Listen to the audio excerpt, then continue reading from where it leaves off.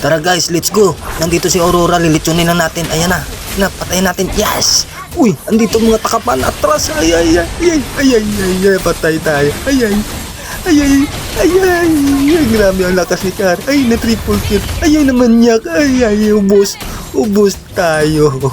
Nasabage pa. Ay, ay, ay, ay. Way klaro. Dahil sa akin, naubos tayo. Okay lang, hindi pa naman nagtatapos yung laban.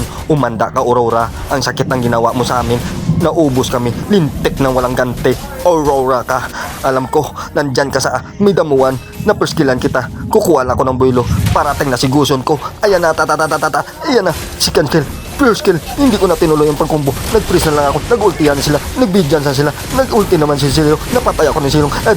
Sige, tapusin nyo na, bilisan nyo tapusin niya. Si Derot, andyan na si Derot, tatapusin na yata ng bahay natin. Andyan na, tulong Alpha, napatay naman na ni Alpha ni Derot. Pagod, buti na lang, naubos sila, na-wipe out sila, nabaliktad yung sitwasyon. Nabaliktad. Dahil sa akin. dahil sa akin lang yung diskarte yun. Grabe. Ay, napanalo namin. Nabaliktad yung sitwasyon naman. Nag-iba yung pangangin kanina.